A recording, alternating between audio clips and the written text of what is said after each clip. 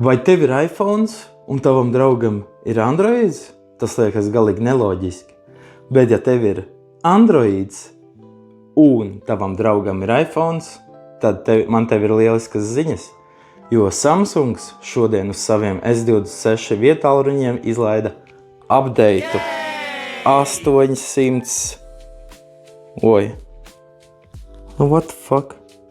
868 MB izmērā. Un ar šo updateu tev ir iespēja pārsūtīt no Androida uz iPhone un otrādi failus.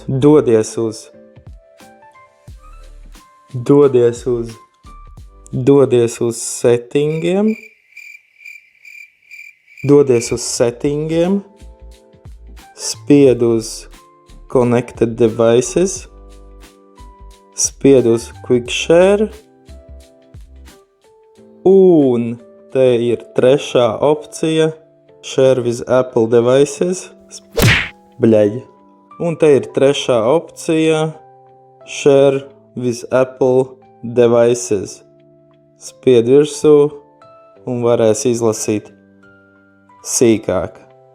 Ieteicams ir iPhone'iem ieslēgt to figņu, ka visi var redzēt, visus telefonus var redzēt, vai kā nu tur tas saucās, jūs paši zināt, kas viņi, tie divi cilvēki, kas izmanto iPhone, un tu vari aizsūtīt savu dickpiku uz iPhone tagad.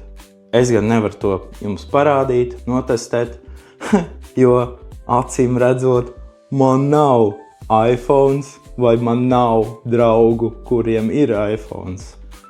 Tā kā, ja tu gribi aizsūtīt saviem draugiem bildi, tev jānopērk S26, jo pārējiem modeļiem šī figņa vēl nav pieejama.